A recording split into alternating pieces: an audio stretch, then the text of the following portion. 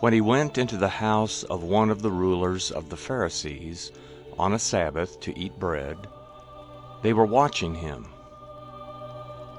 Behold, a certain man who had dropsy was in front of him. Jesus, answering, spoke to the lawyers and Pharisees, saying, Is it lawful to heal on the Sabbath? But they were silent. He took him and healed him and let him go. He answered them, Which of you, if your son or an ox fell into a well, wouldn't immediately pull him out on a Sabbath day? They couldn't answer him regarding these things.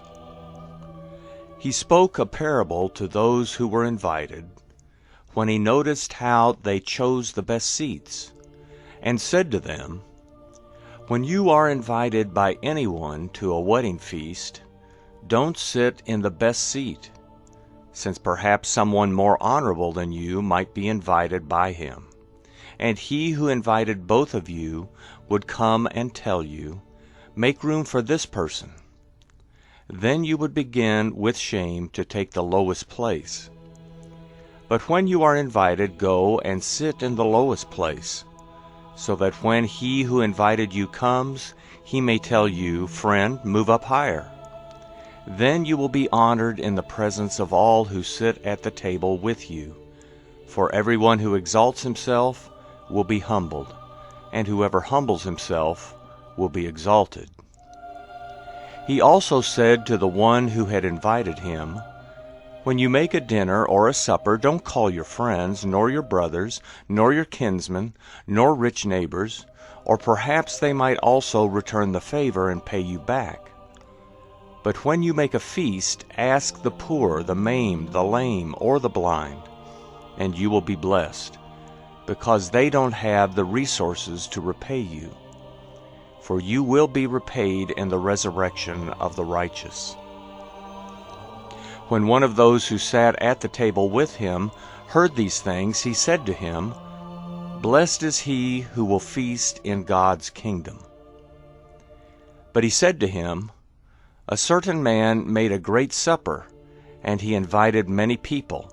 He sent out his servant at supper time to tell those who were invited, Come, for everything is ready now. They all as one began to make excuses.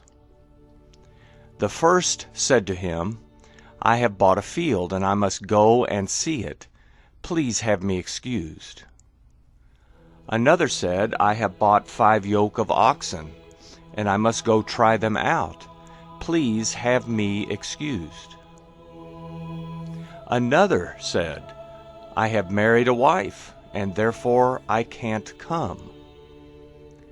That servant came and told his lord these things. Then the master of the house, being angry, said to his servant, Go out quickly into the streets and lanes of the city, and bring in the poor, maimed, blind, and lame.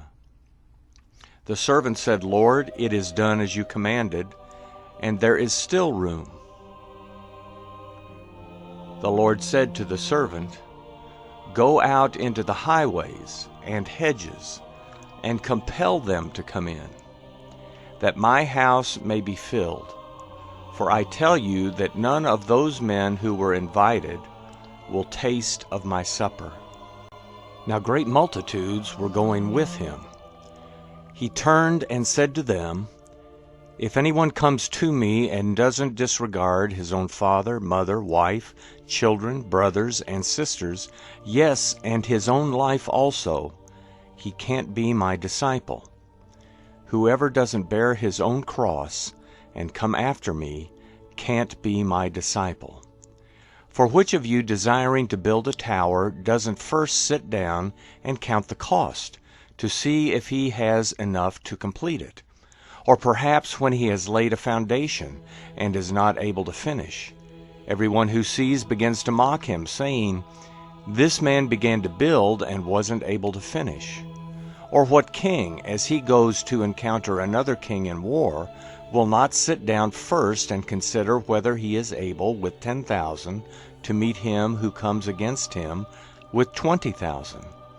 Or else, while the other is yet a great way off, he sends an envoy and asks for conditions of peace. So therefore, whoever of you who doesn't renounce all that he has, he can't be my disciple.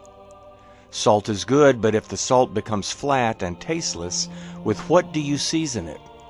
It is fit neither for the soil nor the manure pile. It is thrown out. He who has ears to hear, let him hear.